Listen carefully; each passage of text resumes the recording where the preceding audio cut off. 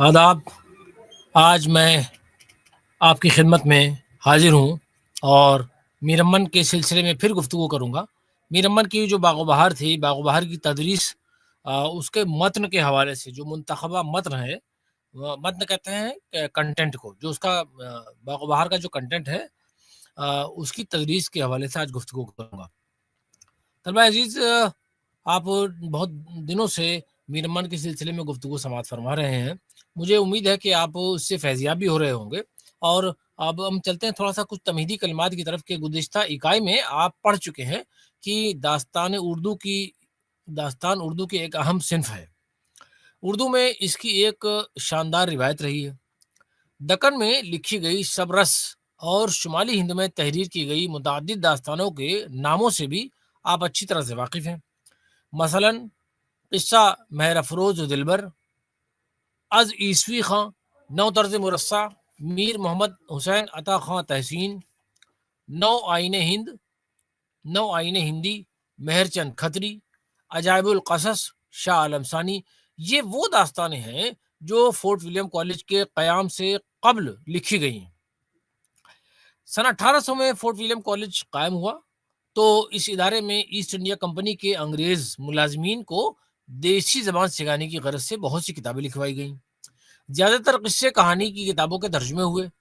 Fort William college میں تدریس کے لیے جو داستانیں ترجمہ ہوئیں ان میں میر امن کی باغ و بہار، حیدر بخش حیدری کی آرائش محفل، خلیل علی خاں اشک کی داستان امیر حمزہ، میر بہادر علی حسینی کی نثر بے نظیر، نہال چندر لاہوری کی مذہب عشق وغیرہ کا ذکر کسی نہ کسی شکل میں گزشتہ اکائیوں میں آ چکا ہے.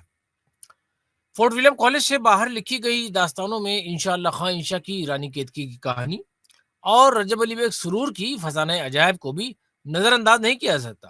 اردو کی طویل داستانوں میں بوستان خیال اور طلسم ہوشربا کا تو پوچھنا ہی کیا. ان کی عظمت سے کون انکار کر سکتا ہے، مگر یہاں ان پر تفصیل سے گفتگو کرنے کا موقع نہیں ہے. فی الحال باغ و بہار ہمارے پیش نظر ہے. باغ و بہار کا شمار اردو کی مقبول ترین داستانوں میں ہوتا ہے. یہ 1802 میں لکھی گئی. اس کا ماخذ تحسین کی نو طرز مرصع ہے. نو طرز مرصع کی زبان مشکل تھی لیکن قصہ دلچسپ تھا. فورٹ ولیم کالج کے ہندوستانی شعبے کے پروفیسر گلکرسٹ کی خواہش تھی کہ یہ قصہ دوبارہ لکھا جائے جس کی زبان آسان ہو. میر امن نے باغ و بہار لکھ کر گلکرسٹ کی یہ خواہش پوری کر دی. گزشتہ اکائی میں کے مطالعے کے دوران یہ بات آپ کے علم میں آ چکی ہے کہ میر امن کے آباء و اجداد دہلی کے رہنے والے تھے. خود میر امن نے بھی دہلی میں ہی آنکھیں کھولی، یہیں پلے بڑھے. معاشی مجبوری نہ ہوتی تو ان کی ساری زندگی دہلی ہی میں گزرتی. لیکن جب دہلی کے حالات خراب ہوئے تو تلاش معاش میں اوروں کی طرح میر امن کو بھی دہلی سے باہر نکلنا پڑا. وہ میں اہل و عیال یعنی ود فیملی اپنے بچوں کے ساتھ میں پہلے عظیم آباد پٹنہ پہنچے. کئی برس وہاں قیام کرنے کے بعد کلکتہ پہنچ کر قسمت آزمانے کا فیصلہ کیا. کلکتے میں کچھ دنوں بیکار رہنے کے بعد بالآخر وہ نواب دلاور جنگ کے چھوٹے بھائی کے اتالیق مقرر ہوئے. اتالیق کہتے ہیں وہ جو اخلاقیات کی تعلیم دیتا ہے ٹیچر، اسے اتالیق کہتے ہیں. اس زمانے میں اتالیق مقرر ہوتے تھے. آج ہمارے یہاں اتالیق کا شعبہ نہیں ہے، اتالیق کے اساتذہ نہیں ہیں، لیکن پہلے چونکہ تہذیبی روایتوں کا جو ہے احترام ہوتا تھا، اس کے وقار کو برقرار رکھنے کی کوششیں ہوتی تھی، اس لیے اتالیق مقرر کیے جاتے تھے. 2 برس تک وہ یہ خدمت انجام دیتے رہے. پھر میر بہادر علی حسینی کے توسط سے ڈاکٹر گلکرسٹ تک پہنچے. توسط کہتے ہیں ذریعے سے. اور فورٹ ولیم کالج میں نائب منشی کے عہدے پر بحال ہوئے. 40 روپے ماہوار تنخواہ مقرر ہوئی. زندگی آرام سے بسر ہونے لگی. فورٹ ولیم کالج میں میر امن نے باغ و بہار کے علاوہ گنج خوبی کے نام سے ملا واعظ حسین کاشفی کی فارسی کتاب اخلاق محسنی کا اردو میں ترجمہ بھی کیا تھا. لیکن ان کی شہرت کا دار و مدار باغ و بہار ہی پر ہے. اس کتاب پر انہیں کالج کاؤنسل نے 500 روپے انعام میں دیے تھے. باغ و بہار کے جملہ پہلوؤں کا مطالعہ کرتے ہیں تو ہمیں یہ پتہ چلتا ہے کہ باغ و بہار میں 4 درویشوں کا قصہ بیان کیا گیا ہے. یہ فارسی کا مشہور قصہ ہے جو میر امن سے قبل تحسین کی نو طرز مرصع میں پیش کیا جا چکا ہے۔ میر امن نے تحسین کی کتاب کو سامنے رکھ کر اس قصے کو آسان زبان میں لکھ دیا، گویا قصہ پرانا تھا لیکن زبان نہیں تھی۔ نو طرز بیان بھی نیا اور دل نشیں تھا، یعنی دل نشیں مطلب دل میں بیٹھ جانے والا۔ کتاب بےحد پسند کی گئی، آج بھی اس کی مقبولیت برقرار ہے۔ سچ پوچھئے تو جس طرح میر امن کا انداز بیان پرکشش ہے، اسی طرح چار درویشوں کا یہ قصہ بھی مزیدار ہے۔ قصہ کچھ اس طرح ہے۔ پرانے زمانے میں ملک روم میں ایک بادشاہ تھا، آزاد بخت اس کا نام تھا۔ دنیا کی ہر خوشی اسے میسر تھی، بس غم تھا تو یہی کہ کوئی اولاد نہ تھی۔ عمر عزیز کے 40 سال گزر گئے تو ایک دن بادشاہ کو یکایک خیال آیا کہ یہ بادشاہت کس کام کی؟ جوانی رخصت ہوئی، جانے کب موت کا پیغام آ پہنچے، پھر کوئی نام لینے والا بھی نہ رہے گا، یہ ملک غیروں کے حصے میں آئے گا۔ اس خیال کا آنا تھا کہ آزاد بخت کا دل کاروبار سلطنت سے اونچاٹ ہو گیا، وہ گوشہ نشیں ہو گیا، یعنی کونے کونے میں جا کے بیٹھ گیا۔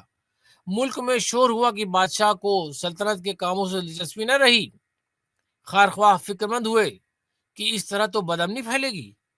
بالآخر عمرہ کی درخواست پر وزیر سلطنت نے بادشاہ کو سمجھانے کا ارادہ کیا۔ وہ آزاد بخت کے پاس پہنچا، بادشاہ نے وزیر سے اپنا غم بیان کیا تو وزیر نے اسے مشورہ دیا کہ جو سلطنت اللہ نے دی ہے اسے چھوڑنا ناشکری ہے۔ انصاف کے ساتھ حکومت کیجیے، لوگوں کی مدد کیجیے اور اپنے لیے بھی دعا کیجیے۔ اللہ کے یہاں کس چیز کی کمی نہیں ہے، جس نے آپ کو سلطنت دی ہے وہ بیٹا بھی دے گا۔ وزیر کا مشورہ بادشاہ کو پسند آیا۔ ایک دن بادشاہ رات میں بھیس بدل کر قبرستان گیا، وہاں اس نے 4 درویشوں کو بیٹھے دیکھا۔ بادشاہ چھپ کر ان کی باتیں سننے لگا۔ پہلے درویش نے اپنی کہانی شروع کی۔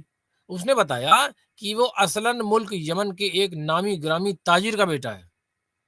باپ کے انتقال کے بعد وہ اپنی عاقبت ناندیشی کے سبب دانے دانے کو محتاج ہو گیا۔ بہن نے مدد کی، تجارت کے لیے رقم دی، وہ رقم بھی برباد ہوئی۔ عشق کا روگ لگا اور اب اسی عشق کے ہاتھوں وہ اس حال کو آ پہنچا ہے کہ فقیر بنا بیٹھا ہے۔ پہلے درویش کے بعد دوسرا درویش اپنی کہانی سناتا ہے اور بتاتا ہے کہ وہ فارس کا شہزادہ ہے۔ محبت میں ناکام ہو کر پہلے درویش کی طرح وہ بھی خودکشی کرنا چاہتا تھا کہ ایک سوار برقع پوش نے اسے خودکشی سے روکا اور کہا کہ ملک روم جاؤ، وہاں تمہاری مراد پوری ہوگی۔ دوسرے درویش کا قصہ ختم ہوا تو رات بھی آخری پہر کو آ پہنچی۔ بادشاہ محل کو لوٹ آیا۔ دن نکلا تو بادشاہ نے ان درویشوں کو محل میں بلوایا، عزت سے بٹھایا، ان کے خوف کو دور کرنے کے لیے خود بھی ایک قصہ سنایا اور ان سے بھی ان کی سرگزشت سنی۔ سرگزشت کہتے ہیں گزری ہوئی کہانی۔ آخر میں جب درویشوں کی آپ بیتی مکمل ہوتی ہے تو بادشاہ کو خبر ملتی ہے کہ اس کے گھر میں بیٹا ہوا ہے۔ جشن کا اعلان ہوتا ہے، پورا ملک خوشی سے جھوم اٹھتا ہے۔ اسی درمیان ایک عجیب بات یہ ہوئی کہ یکایک شہزادہ محل سے غائب ہو گیا۔ خوشی کی جگہ غم نے لے لی۔ 2 دن اسی عالم میں گزرے۔ تیسرے دن بادل کا ایک ٹکڑا آیا اور شہزادے کو پہنچا گیا۔ بادشاہ کی جان میں جان آئی، لیکن یہ سمجھ نہ آیا کہ اس میں کیا بھید ہے، یعنی کیا راز ہے۔ ہر مہینے کی پہلی جمعرات کو بادل کا ٹکڑا آتا اور شہزادے کو لے جاتا اور حسب دستور پہنچا جاتا۔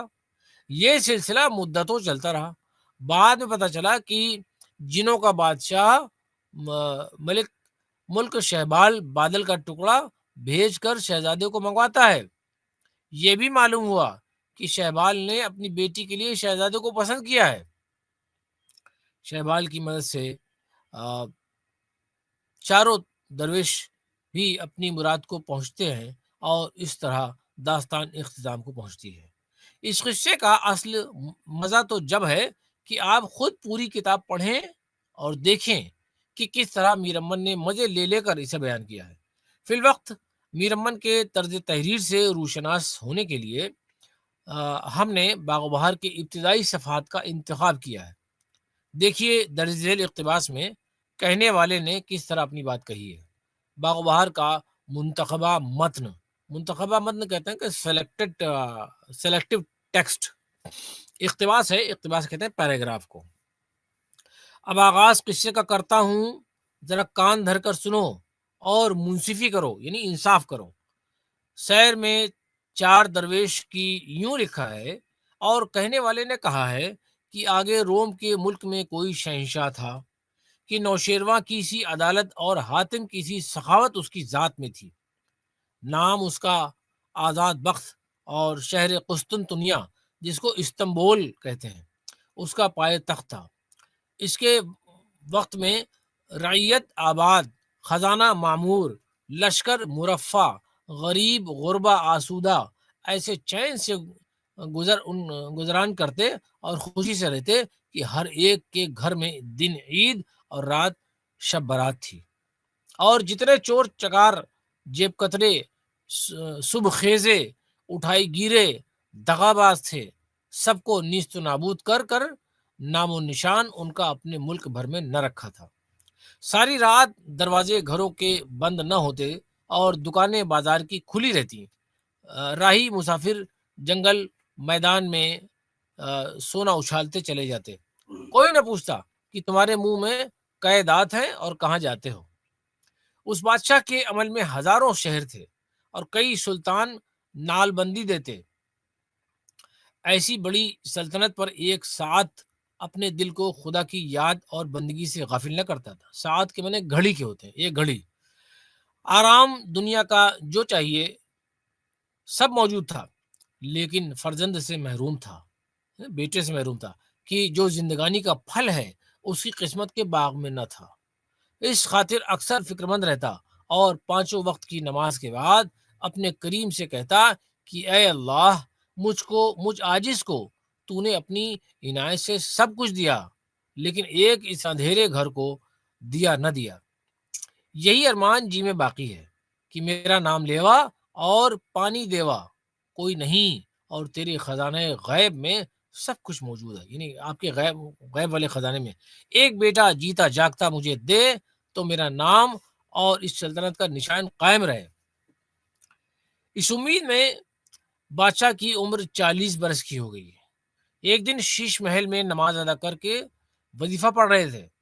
ایک بارگی آئینے کی طرف خیال جو کرتے، ایک بارگی کا مطلب اچانک، ایٹ رانڈم، تو ایک سفید بال مونچھوں میں نظر آیا کہ مانند تارے مقیش کے چمک رہا ہے۔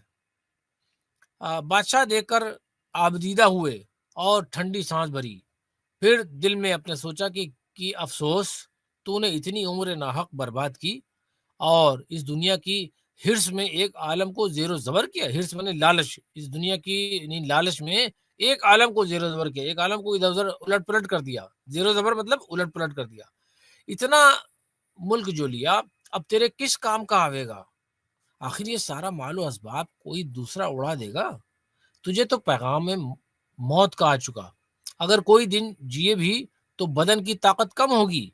اس سے یہ معلوم ہوتا ہے کہ میری تقدیر میں نہیں لکھا کہ وارث چھتر اور تخت کا پیدا ہو۔ آخر ایک روز مرنا ہے اور سب کچھ چھوڑ جانا ہے۔ اس سے یہی بہتر ہے کہ میں ہی اسے چھوڑ دوں اور باقی زندگی اپنے خالق کی یاد میں کاٹوں۔ یہ بات اپنے دل میں ٹھہرا کر پائیں باغ میں جا کر سب مجرائیوں کو جواب دے کر فرمایا کہ کوئی آج سے میرے پاس نہ آوے، سب دیوان عام میں آ جایا کریں اور اپنے کام میں مستعد رہیں، یعنی ایکٹیو رہیں۔ یہ کہہ کر آپ ایک مکان میں جا بیٹھے اور مصلی بچھا کر عبادت میں مشغول ہو گئے۔ مصلی اسی جانماز کو کہتے ہیں۔ سوائے رونے اور آہ بھرنے کے کچھ کام نہ تھا۔ اسی طرح بادشاہ آزاد بخت کو کئی دن گزرے۔ شام کو روزہ کھولنے کے وقت ایک چھہارا کھاتے اور 3 گھونٹ پانی پیتے اور تمام دن رات جانماز پر پڑے رہتے۔ اس بات کا باہر چرچا پھیلا۔ رفتہ رفتہ تمام ملک میں خبر ہو گئی کہ بادشاہ نے بادشاہت سے ہاتھ کھینچ کر گوشہ نشینی اختیار کی۔ چاروں طرف غنیموں اور مفسدوں نے سر اٹھایا، مفسد یعنی جھوٹوں نے، اور قدم اپنی حد سے بڑھایا۔ جس نے چاہا ملک دبا لیا اور سر انجام میں سرکشی کا کیا۔ جہاں کہیں حاکم تھے ان کے حکم میں خلل عظیم واقع ہوا، ڈسٹربنس ہو گیا۔ ہر ایک صوبے میں عارضی بدعملی کی حضور میں پہنچی۔ درباری عمرہ جتنے تھے جمع ہوئے اور صلاح مصلحت کرنے لگے۔ آخر یہ تجویز ٹھہری، یعنی یہ پرپوزل رکھا گیا کہ نواب وزیر عاقل اور دانا ہے، اور بادشاہ کا مقرب اور معتمد ہے، اور درجے میں بھی سب سے بڑا ہے۔ اس کی خدمت میں چلیں، دیکھیں وہ کیا مناسب جان کر کہتا ہے۔ سبھی امیر وزیر کے پاس آئے اور کہا، بادشاہ کی یہ صورت اور ملک کی وہ حقیقت، اگر چندے اور تغافل ہوا، یعنی اگر اور زیادہ تغافل ہوا، غفلت برتی گئی، لاپرواہی کی گئی، تو اس محنت کا ملک لیا ہوا مفت میں جاتا رہے گا، پھر ہاتھ آنا بہت مشکل ہے۔ وزیر پرانا، قدیم، نمک حلال اور عقلمند، نام بھی خیرت مند، اس میں با مسمہ تھا۔ اس میں با مسمہ کا مطلب خیرت مند نام تھا اس کا، تو اس میں با مسمہ کا مطلب جو نام ہے ویسے ہی آدمی ہے۔ اس میں با مسمہ کے معنی یہ ہوتے ہیں۔ بولا، اگرچہ بادشاہ نے حضور میں آنے کو منع کیا ہے، لیکن تم چلو، میں بھی چلتا ہوں، خدا کرے بادشاہ کی مرضی آوے، جو روبرو بلاوے۔ روبرو کہتے ہیں سامنے کو نا، چہرے سے چہرہ جب سامنے ہوتا ہے اس کو روبرو کہتے ہیں۔ یہ کہہ کر سب کو اپنے ساتھ دیوان عام تک لایا، ان کو وہاں چھوڑ کر آپ دیوان خاص میں آیا اور بادشاہ کی خدمت میں محلی کے ہاتھ کہلا بھیجا کہ یہ پیر غلام حاضر ہے، کئی دنوں سے جمال جہاں آرا نہیں دیکھا، امیدوار ہوں کہ ایک نظر دیکھ کر قدم بوسی کروں تو خاطر جمع ہو۔ یہ عرض وزیر کی بادشاہ میں نے سنی، ازبس کی قدامت اور خیرخواہی اور تدبیر اور جانشاری اس کی جانتے تھے، اور اکثر اس کی بات مانتے تھے۔ بات تعمل کے فرمایا، یعنی تھوڑا سا وقفہ دے کر فرمایا کہ خیرت مند کو بولو۔ بارے جب پروانگی ہوئی، وزیر حضور میں آیا، آداب بجا لایا اور دست بستہ کھڑا رہا۔ دست بستہ کہتے ہیں ہاتھ جوڑ کر۔ دیکھا تو بادشاہ کی عجب صورت بن رہی ہے کہ راز براز رونے اور دبلاپے سے آنکھوں میں حلقے پڑ گئے ہیں، حلقے مطلب گڈھے پڑ گئے ہیں آنکھوں میں، اور چہرہ زرد ہو گئے، یعنی پیلا پڑ گیا چہرہ۔ خدمت کو تاب نہ رہی، بے اختیار دوڑ کر قدموں پر جا گرا۔ اور بادشاہ نے ہاتھ سے سر اس کا اٹھایا اور فرمایا، لو مجھے دیکھا، خاطر جمع ہوئی، یعنی طبیعت تمہاری ٹھیک ہو گئی، اب جاؤ، زیادہ مجھے نہ ستاؤ، تم سلطنت کرو۔ خیرت مند سن کر ڈھاڑ مار کر رویا اور عرض کی، غلام کو آپ کے تصدق اور سلامتی سے ہمیشہ بادشاہت میسر ہے، لیکن جہاں پناہ کی یک بیک اس طرح کی گوشہ گیری اسے تمام ملک میں تہلکہ پڑ گیا ہے، اور انجام اس کا اچھا نہیں۔ یہ کیا خیال مزاج مبارک میں آیا ہے، یعنی آپ کے مزاج میں یہ کیسی طبیعت آ گئی ہے، کیسا خیال آ گیا ہے؟ اگر اس خانہ زادے موروثی کو بھی محرم اس راز کا کیجئے تو بہتر ہے۔ جو کچھ عقل ناقص میں آوے، یعنی ہماری ناقص عقل میں آوے، التماس کرے، یعنی گزارش کرے، غلاموں کو جو یہ سرفرازیاں بخشی ہیں، یہ جو کامیابیاں بخشی ہیں، اسی دن کے واسطے کہ بادشاہ عیش و آرام کرے اور نمک پرور دے تدبیر میں ملک کی رہیں۔ خدا نہ خواستہ جب فکر مزاج عالی کے لاحق ہوئی تو بندہ ہائے بادشاہی کس دن کام آویں گے؟ بادشاہ نے کہا، سچ کہتا ہے، پر جو فکر میرے جی کے اندر ہے سو تدبیر سے باہر ہے۔ سن اے خیرت مند، میری ساری عمر اسی ملک گیری کے درد سر میں کٹی، اب یہ سن و سال، یعنی یہ عمر، آگے موت باقی ہے، سو اس کا بھی پیغام آیا کہ سیاہ بال سفید ہو چلے، یعنی جو ہمارے کالے بال تھے وہ اب سفید ہو گئے۔ وہ مثل ہے ساری رات سوئے، اب صبح کو بھی نہ جاگے، اب تلک ایک بیٹا پیدا نہ ہوا جو میری خاطر جمع ہوتی، اس لیے دل سخت اداس ہوا اور میں سب کچھ چھوڑ بیٹھا۔ جس کا جی چاہے ملک لے یا مال لے، مجھے کچھ کام نہیں، بلکہ کوئی دن میں یہ ارادہ رکھتا ہوں کہ سب چھوڑ چھاڑ کر جنگل اور پہاڑوں میں نکل جاؤں اور منہ اپنا کسو کو نہ دکھاؤں۔ کسو کو مطلب کسی کو نہ دکھاؤں۔ اسی طرح یہ چند روز کی زندگی بسر کروں۔ اگر کوئی مکان خوش آیا تو وہاں بیٹھ کر بندگی اپنے معبود کی بجا لاؤں، شاید عاقبت بخیر ہو۔ اور دنیا کو تو خوب دیکھا، کچھ مزہ نہ پایا۔ اتنی بات بول کر اور ایک آہ بھر کر بادشاہ چپ ہوئے۔ خیرت مند ان کے باپ کا وزیر تھا۔ جب یہ شہزادے تھے تب سے محبت رکھتا تھا، علاوہ دانا اور نیک اندیش تھا۔ کہنے لگا خدا کی جناب سے نا امید ہونا ہرگز مناسب نہیں، جس نے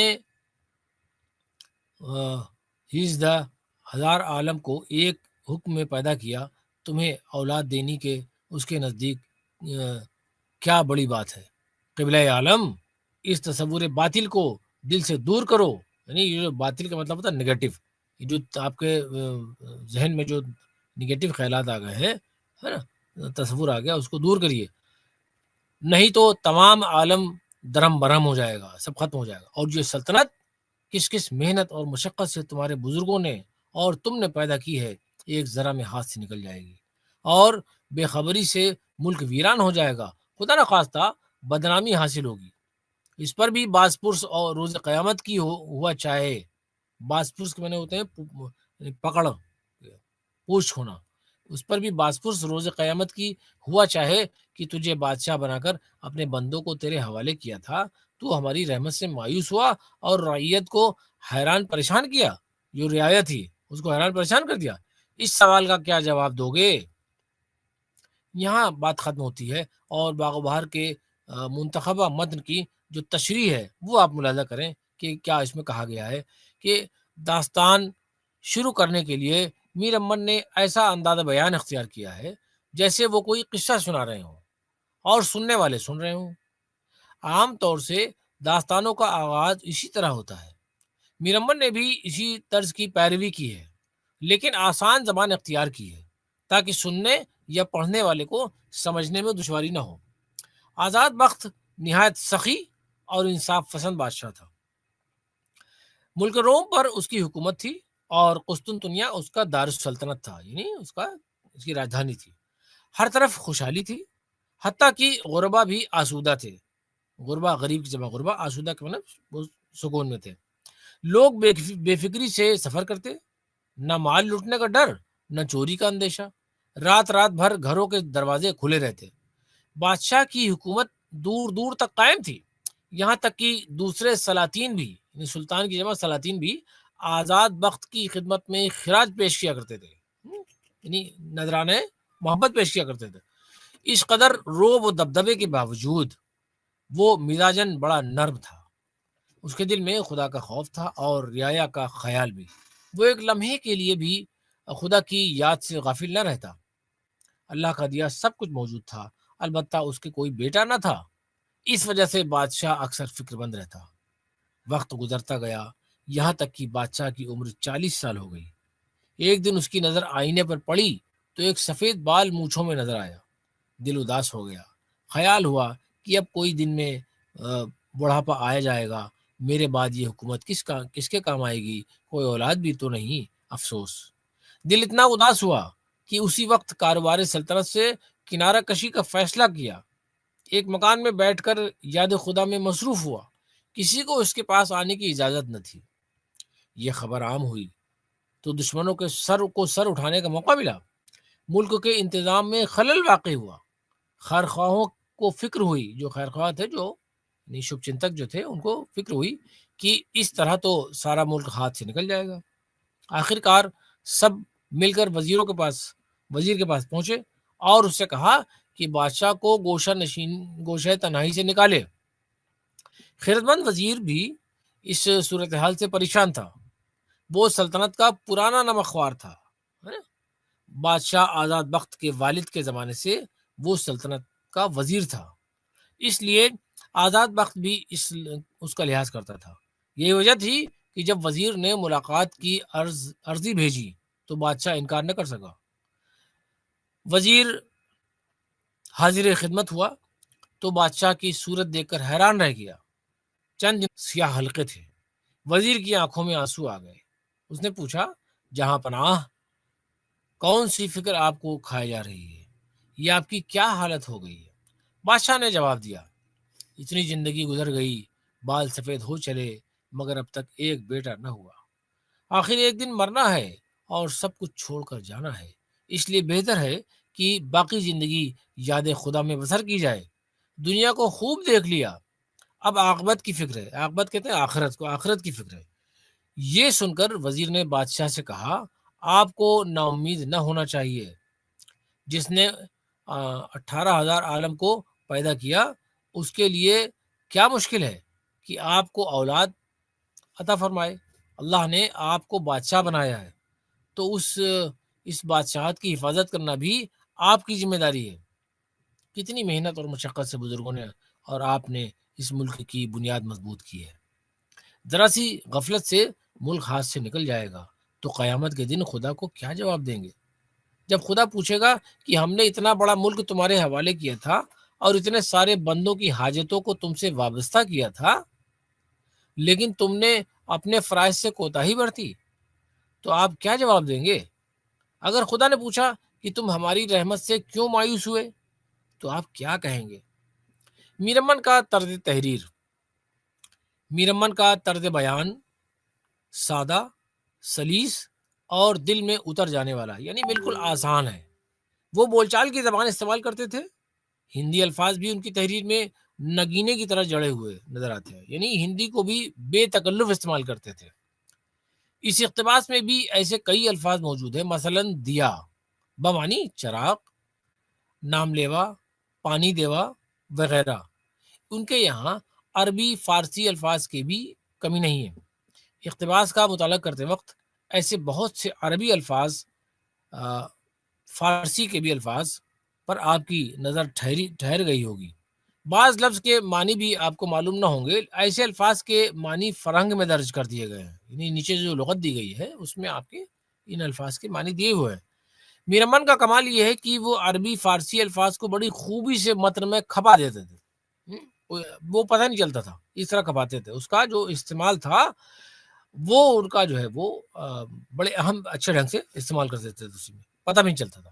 ان کی عبارت کی روانی، عبارت کے معنی لائن کے ہوتے ہیں، ان کی عبارت کی جو روانی تھی، یعنی اس طرح سے رواں تھی، وہ بالکل بہرحال برقرار رہتی ہے، خواہ عربی فارسی کے الفاظ آئیں یا ہندی کے الفاظ آئیں۔ اس اقتباس میں دنیا کی بے ثباتی کی جانب بھی توجہ دلائی گئی ہے۔ 40 سال زندہ رہے یا 100 سال، آخر ایک دن مر جانا ہے۔ بادشاہ آزاد بخت کو خیال آتا ہے کہ جب ایک دن مرنا ہی ہے تو پھر یہ سارا جنجال کس لیے؟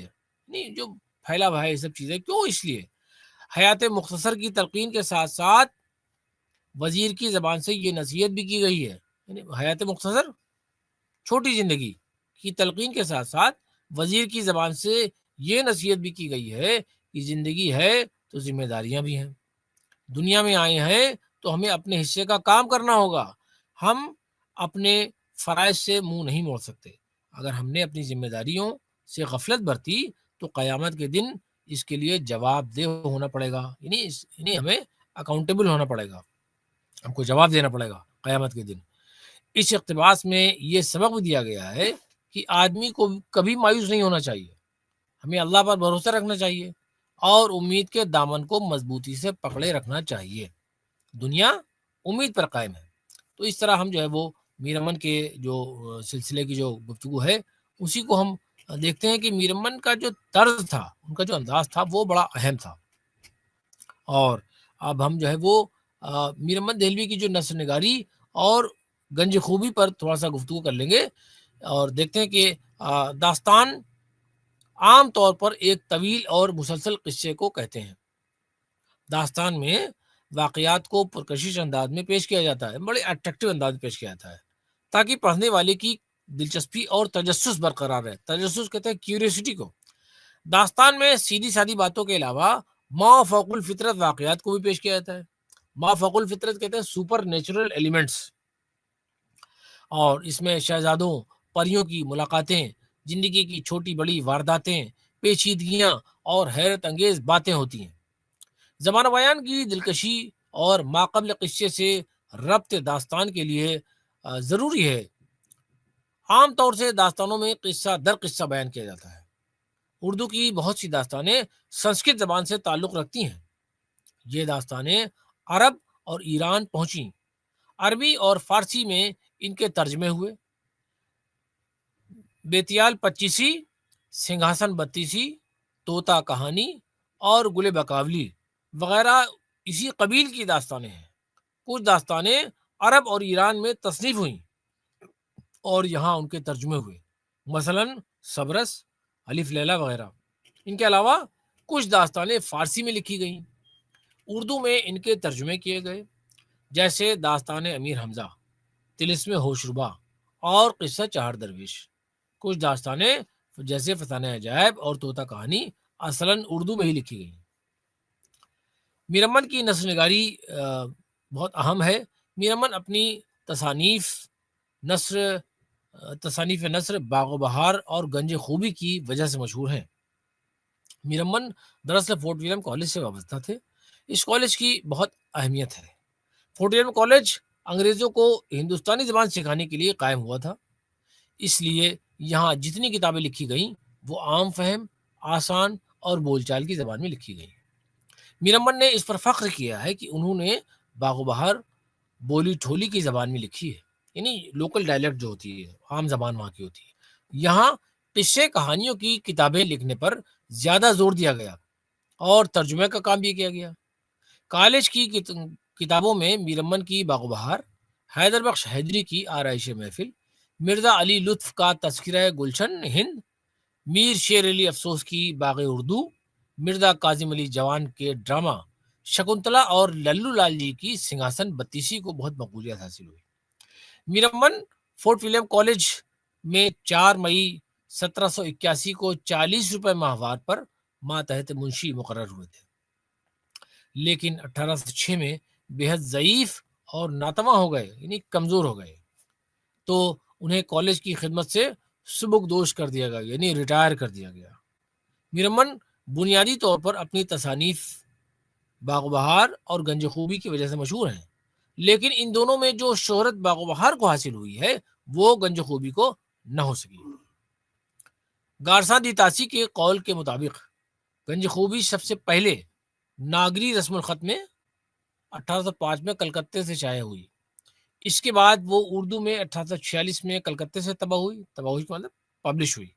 باغ و بہار کے زیادہ مشہور ہونے کی اہم وجہ یہ ہے کہ یہ ایک دلچسپ داستان ہے جس میں قصہ در قصہ بیان کیا گیا، یعنی قصے کے اندر قصہ، اور اسی وجہ سے قاری کی دلچسپی اور تجسس آخر تک برقرار رہتا ہے۔ جبکہ گنج خوبی ایک اخلاقی صحیفہ ہے، اس میں اخلاقیات کی گفتگو زیادہ کی گئی ہے، لیکن میر امن نے گنج خوبی میں بھی دہلی کے روزمرہ کو بے حد سلیقے سے استعمال کیا ہے، جس سے معلوم ہوتا ہے کہ اس وقت اردو نثر نے ارتقاء کی بہت سی منزلیں طے کر لی تھی۔ ارتقاء مطلب ترقی کی کئی منزلیں طے کر لی تھی۔ گنج خوبی میں بھی میر امن نے بول چال کی زبان کا استعمال نہایت خوبی کے ساتھ کیا ہے۔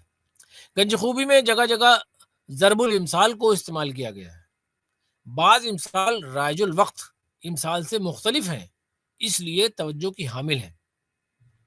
رائج الوقت اس وقت کی جو رائج تھیں، جو مثالیں، ان کی بات ہو رہی ہے۔ مثال کے طور پر دور کے ڈھول سہاونے، کیا پدری کا پلیو، نہ تیر نہ کمان نہ حق کا پٹھان، میرے تلوے دیکھ کر اور کا منہ نہ دیکھے، اکیلا اکیلا ہے اور 2 آدمی کو کہتے ہیں 1 اور 1 11، 5 پنج مل کیجئے کاج، ہارے کھاگے آوے نہ لاج، مرد مرے نام کو نامرد مرے نان کو، جیب کی کہوں یا تلوے کی۔ میر امن کی تحریر کی ایک خوبی یہ ہے کہ وہ عام ہندی الفاظ کو سلیقے کے ساتھ استعمال کرتے ہیں اور کبھی ان سے ایسے مصادر بنا لیتے ہیں جن میں ندرت ہوتی ہے، نیاپن ہوتا ہے۔ مصدر کہتے ہیں جہاں سے بات نکلتی ہے۔ اور چند مثالیں ملاحظہ کریں کہ چاروں طرف سے بادل گھمڑ آیا، اس نے دہائی تہائی مچائی، بعد ایک دم کے سرت میں آیا، ریت جوت میں دل چلی نہیں کرتی، آپ مارے شرم کے تھوڑا تھوڑا ہوا جاتا ہے، اچھی اچھی باتوں کو چونپ دلاوے، اجل کے مگرمچھ نے منہ پسارا، جو کوئی نکیا کر بولے، مناسب ملاقات کے سمجھتا تو بلاتا نہیں تو وہیں سے विदा करता, चुपके चुपके आपस में न बतियाएं। गंज खूबी दरअसल एक दरस इखलाक की किताब है। इखलाक कहते हैं अच्छी बातों को अपने जहन में रखना और अपने मिजाज को अच्छा करना, उसे इखलाक कहते हैं। तो दरस इखलाक मतलब इखलाक का दर्स, इखलाक का सबक। गंज खूबी एक उसमें क्या है कि इखलाकियात, पहले भी कह चुका कि इखलाकी सहीफा है, उसमें इखलाकियात पर गुफ्तगू की गई है। ये बड़ी अहम किताब है। इस्लामी तालीमात या इखलाकियात अपनी तरक्की याफ्ता शक्ल में बहुत से अनासिर का मजमूआ है। इसमें ज़हूर इस्लाम से कब्ल की रिवायतें शामिल हैं, यानी इस्लाम का जब ज़हूर हो रहा था, यानी इस्लाम जब मंजराम पर आ रहा था, इसकी बहुत सारी रिवायतें मौजूद हैं। इस पर ईरान, हिंदुस्तान और यूनान के फ़लसफ़ों का नक्श है। यानी देखिए 3 जगहों का जो फ़लसफ़ा है उसका जो है वो नक्श वहाँ मौजूद है। इसके अलावा उसमें कुरान मजीद, अहादीस नबवी सल्लल्लाहु अलैहि वसल्लम और सहाबा इकराम रज़ियल्लाहु अन्हु की सीरत का भी असर है। 3 चीज़ों का असर है इसमें।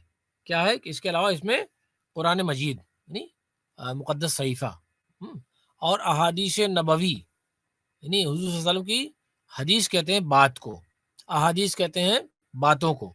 तो हुज़ूर सल्लल्लाहु अलैहि वसल्लम की जो बातें हैं वो, और सहाबा इकराम रज़ियल्लाहु अन्हु की सीरत का भी असर है। यानी जिनकी इनकी जो सीरतें थीं, उनका भी असर इस किताब में मौजूद है।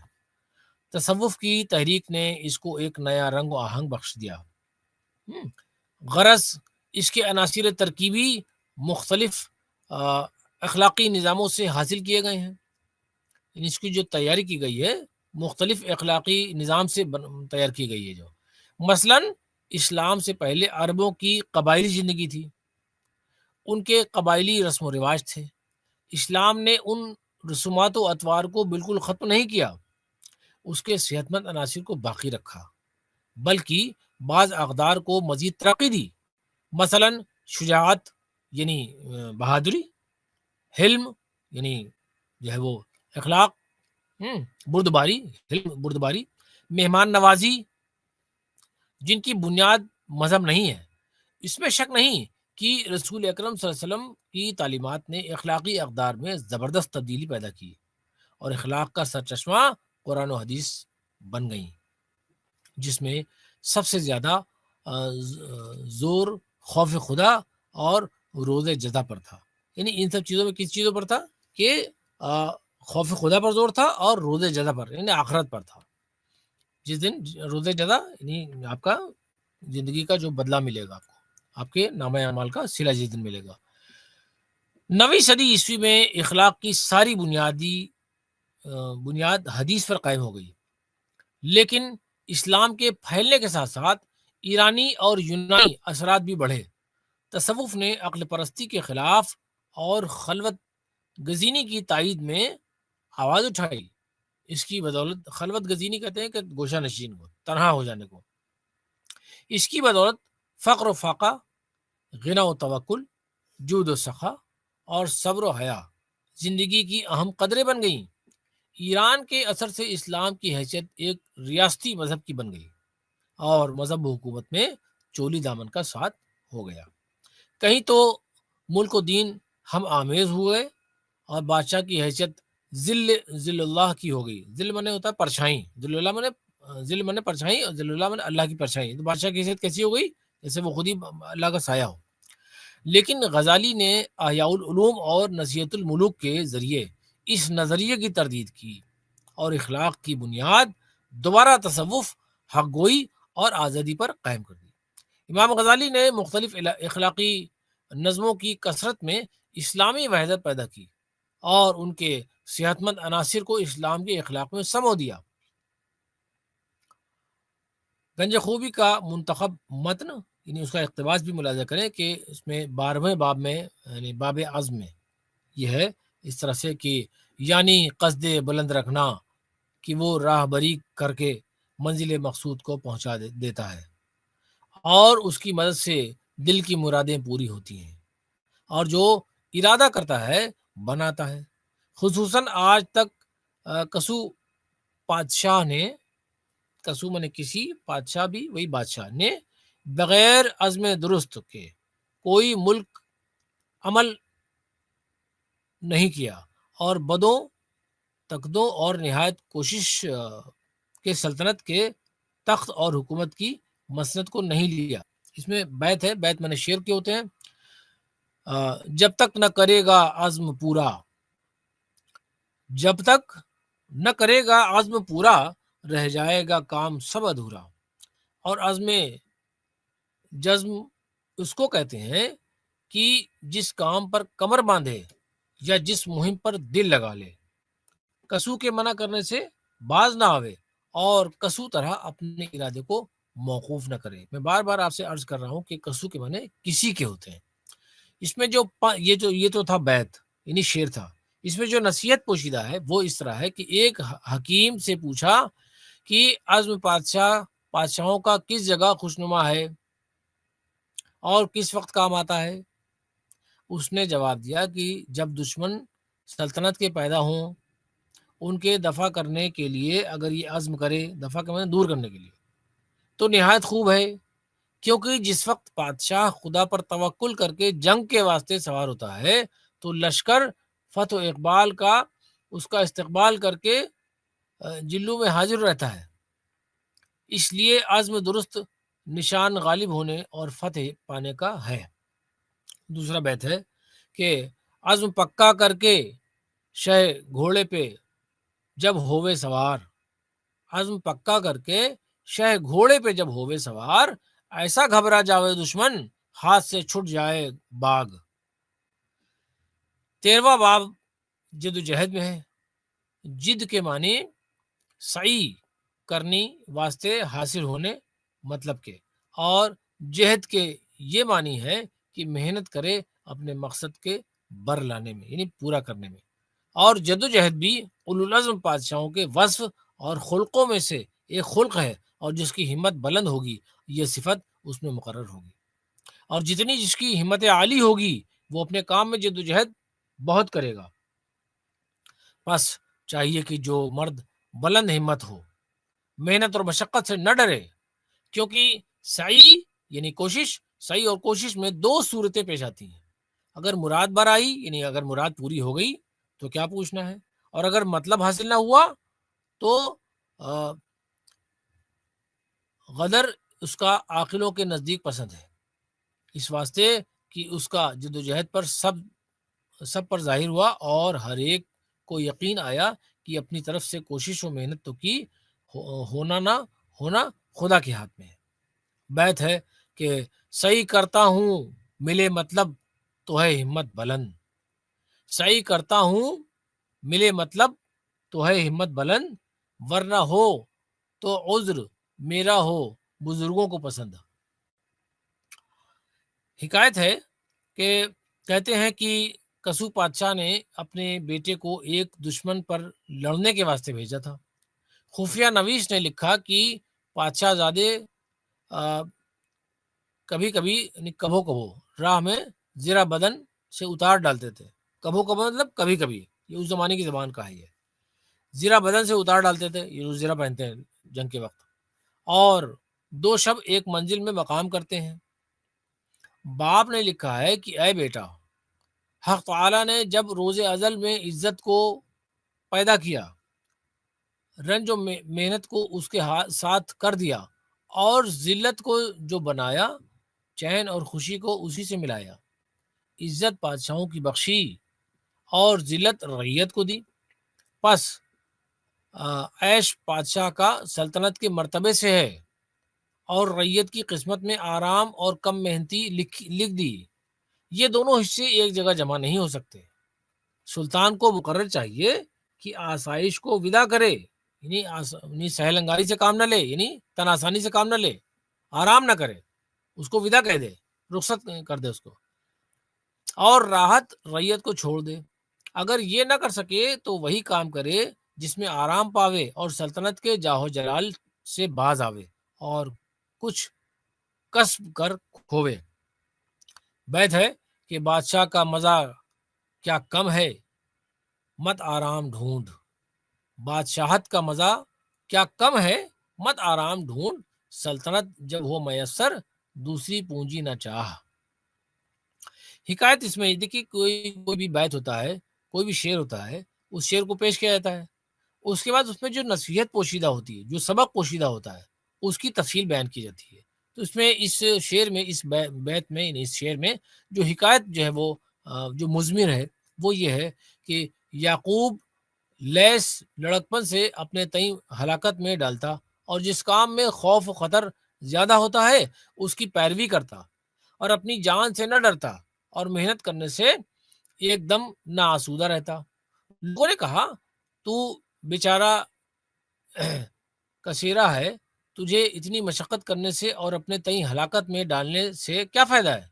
بولا، مجھے افسوس آتا ہے کہ اپنی عمر عزیز کو تانبے اور حبرت کے بنانے میں صرف کروں، اور جس کسب میں بہت سے شریک ہوں اس میں دل لگاؤں۔ اس محنت و کوشش کرنے سے میرا یہ ارادہ ہے کہ اپنے تئیں ایسے مرتبے پر پہنچاؤں کہ میرے ہم جنسوں میں سے کوئی میرے برابر نہ ہو، یعنی ہم جنسوں کا مطلب ہے کہ ہماری طرح۔ پھر انہوں نے کہا کہ یہ بات مشکل ہے اور یہ کام کا نہایت سخت ہے۔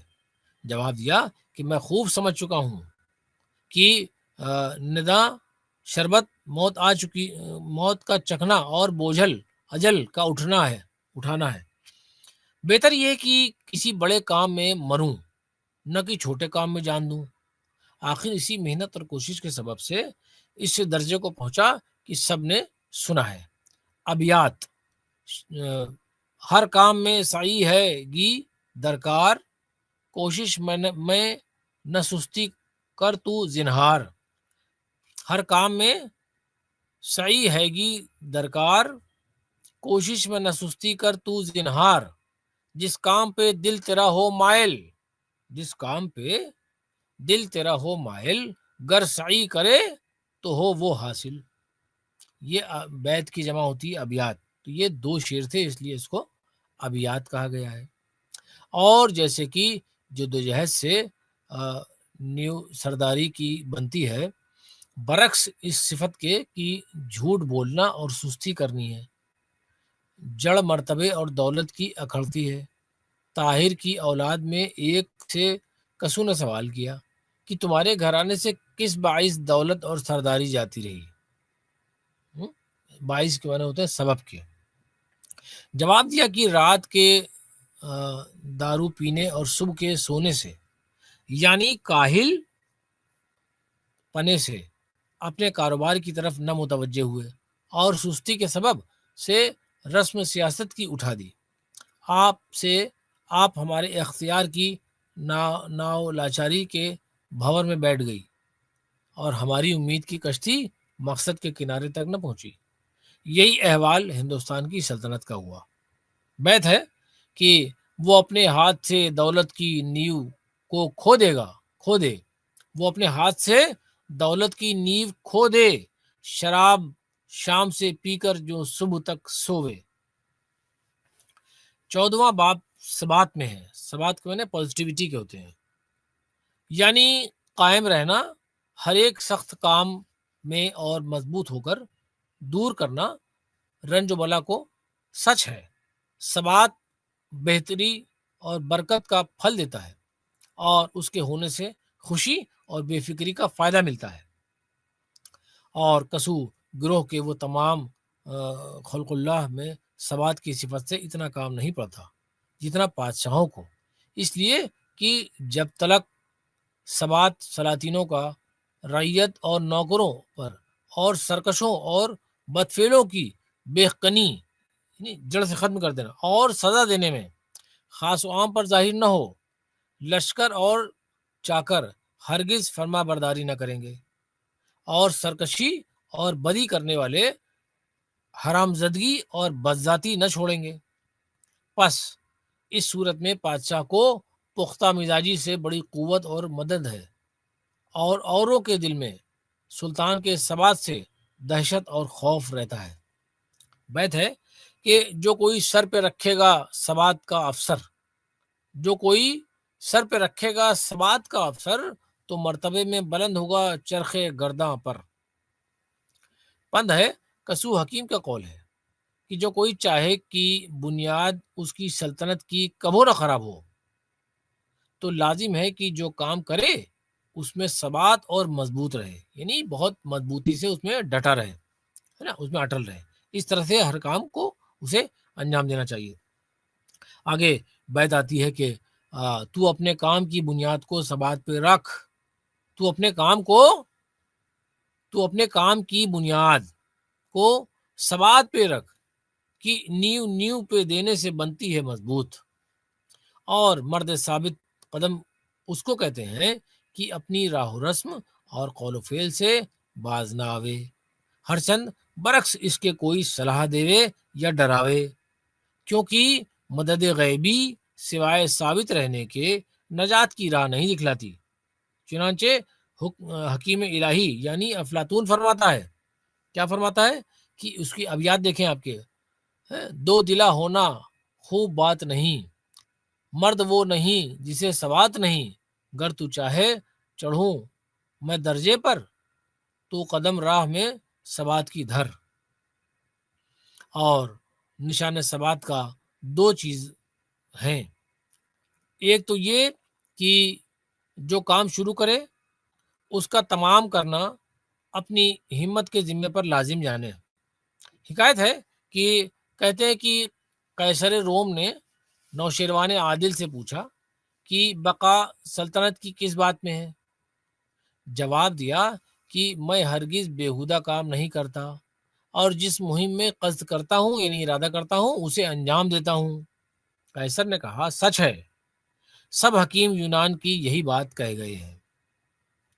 اب یاد ہے کہ مردوں کی طرح جو کام کیجئے لازم ہے اسے تمام کیجئے، یعنی جو نشان تو اٹھاوے پھر اس کو نہ چاہے گراوے۔ 15واں باب جو آتا ہے وہ عدالت میں ہے۔ عدل ایسا حاکم ہے کہ ملک کو آباد کرتا ہے، اور ایسا نور ہے کہ تاریکی کو برباد کرتا ہے۔ خدا پاک اور برتر اپنے بندوں کو قرآن شریف میں فرماتا ہے، جس کا یہ ترجمہ ہے کہ تحقیق اللہ حکم کرتا ہے تمہیں واسطے عدل اور احسان کے، پس عدل کے یہ معنی ہے کہ داد مظلوموں کی دیوے، اور احسان اسے کہتے ہیں کہ مرہم آرام کا گھاؤ پر ظلم کے گھائلوں کے رکھے۔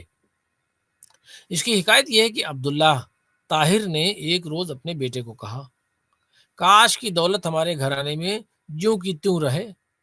لڑکے نے جواب دیا کہ جب تک فرش عدل کا اور بچھونا انصاف کا اس محل میں بچھا رہے گا، وہ بھی اپنا گھر جان کر بسے گی۔ قطع ہے اس میں کہ جو بادشاہ تخت عدالت پہ ہو چڑھا، سجتا ہے اس کے سر پہ چھتر شان و فخر کا، انصاف کا لباس اتارے بدن سے جب، لعنت کا طوق اس کے گلے میں لگے بھلا۔ بند ہے کہ حکیموں کا قول ہے کہ عدل کے معنی یہ ہیں کہ سب خلق اللہ کو برابر رکھے، یعنی ایک گروہ کو ایک گروہ پر زبردست نہ کرے، اور ہر طائفے کو موافق اس کے مرتبے کے درجہ دے۔ اور خدمت کرنے والے بادشاہوں کے فی الحقیقت 4 فرقے ہیں۔ پہلے صاحب شمشیر جیسے عمرہ اور سپاہی، یہ خواص آگ کا رکھتے ہیں۔ دوسرے اہل قلم مانند وزیر اور متصدی کے، یہ مثال ہوا کے ہیں۔ تیسرے اہل معاملہ چنانچہ سوداگر اور دکاندار، یہ بجائے پانی کے ہیں۔ چوتھے رعیت جو کھیتی کرتے ہیں، یہ برابر خاک کے ہیں۔ بس جس طرح کہ ایک عنصر چاروں عنصر میں سے دوسرے پر غالب ہوتا ہے اور مزاج انسان کا خراب ہو جاتا ہے، ویسے ہی ایک گروہ کے غالب ہونے سے ان چاروں گروہ میں سے طبیعت ملک کی بگڑ جاتی ہے، یعنی اجاڑ ہو جاتا ہے، اور آراستگی عالم کی اور بندوبست خلق اللہ کا خراب اور ناراستہ رہتا ہے۔ آراستگی عالم کے مطلب دنیا کا آراستہ ہونا۔ قطع ہے کہ خلق میں ہے ہر ایک کا ایک درجہ، اس جہاں کی قدیم سے ہے یہ چال، اپنی حد سے جو کوئی زیادہ بڑھے، فتنے ہر طرف سے اٹھیں فی الحال، ہر کسو کو تو مرتبے پر رکھ، ہر کسو کو تو مرتبے پر رکھ، پھر تو اپنی جگہ پہ رہ خوشحال۔ اور ایک فضیلت عدل کی یہ ہے، کہتے ہیں کہ سلطان عادل یعنی انصاف کرنے والا جو بادشاہ ہوتا ہے، کہ اعضا کو قبر کی خاک بعد مرنے کے خراب نہیں کرتی اور اثر کرنے نہیں پاتی، یعنی جو مرنے کے بعد جو خاک ہے جس میں سپرد کیا جاتا ہے خاک کے، وہ اس کے جسم کو خراب نہیں کرتی۔ یہ انصاف پسند بادشاہ کے ساتھ ہوتا ہے۔ اور حکایت ہے اس میں کہ کہتے ہیں کہ دارالملک چین میں ایک بادشاہ تھا، عدل کے زیور سے آراستہ، اور درخت اس کی زندگی کا انصاف کے میوے سے پھلا ہوا۔ بیت ہے کہ عدالت سے اس کی ستم ناپدید، عدالت سے اس کی ستم ناپدید، خدا خوش رعیت کے تھی گھر میں عید۔ یہ بہت عمدہ شعر ہے کہ عدالت میں اس کے اگر جو ہے وہ ظلم نہیں ہے، جبر نہیں ہے، زیادتی نہیں ہے، تو اس سے کیا ہوگا کہ خدا خوش رعیت کے تھی گھر میں عید، یعنی اس سے خدا بھی راضی رہتا ہے، اور رعیت جو رعایا ہوتی ہے اس کے گھر میں عید جیسا ماحول ہوتا ہے۔ عید کے معنی خوشی کے ہوتے ہیں۔ اتفاقاً ایک بارگی کچھ آفت ان کی سماعت میں آئی۔ ایک بارگی مطلب اچانک، ایٹ رانڈم، سماعت کے معنی سننے میں۔ اتفاقاً ایک بارگی کچھ آفت ان کی سماعت میں آئی اور گرانی کانوں میں پیدا ہوئی۔ گرانی کے معنی بھاری پن۔ سلطنت کے کاروباریوں کو اور امیروں کو حضور میں جمع کیا، اور آپ ایسا زار زار روئے کہ جتنے رو حاضر تھے، جتنے آپ کے سامنے حاضر تھے، ان کا کلیجہ پھٹنے لگا، اور بادشاہ کا یہ احوال دیکھ کر رونے لگے اور ان کی تسلی کے لیے تدبیر کرنے لگے۔ بادشاہ نے فرمایا کہ شاید تم یہ گمان کرتے ہو کہ میں اپنے کان بہرے ہونے کے سبب سے روتا ہوں، سو غلط ہے، اس واسطے کہ مجھے یقین ہے کہ آخر حواسوں کی قوت میں خلل اور نقصان آئے گا۔ پس ان سب میں سے ایک چیز کے کم ہونے سے عقل مند آدمی کس طرح غمگین ہوئے، بلکہ رونا میرا اس واسطے ہے کہ اگر کوئی مظلوم فریادی دروازے پر بارگاہ کے دہائی دیوے اور آواز اس کی فریاد کی میرے کان میں نہ آوے، وہ یوں ہے محروم پھر جاوے، وہ تو میں خدا کے نزدیک پکڑا جاؤں، پھر اس وقت کیا عذر لاؤں، یعنی وجہ پیش کروں میں۔ اب اس بات کی میں نے ایک فکر کی ہے، ڈھنڈورا پھرا دو کہ آج سے کوئی شخص سوائے فریادی کے سرخ پوشاک نہ پہنے، تو میں اس نشان سے مظلوموں کو پہچان لیا کروں اور انصاف ان کا دیا کروں۔ بیت ہے کہ داد مظلوموں کی دے، مطلب غریبوں کا نکال، دین و دنیا کو اسی داد و دہش سے تو سنبھال۔ آپ نے دیکھا کہ اس طرح میر امن کی جو نثر ہے اور اس میں جو سلاست ہے، جو روانی ہے، وہ بڑی اہم ہے۔ اسی وجہ سے جو ہے ہماری دلچسپی کو بنائے رکھتی ہے، ہمارے تجسس کو برقرار رکھتی ہے، اور ہم کو پڑھنے پر آمادہ کرتی ہے۔ یہ اس زمانے کی لکھی ہوئی کتاب کو جو انگریز تھے انہوں نے بھی دلچسپی سے پڑھا، اور جو ہندوستانی تھے انہوں نے بھی بڑی دلچسپی کے ساتھ پڑھا۔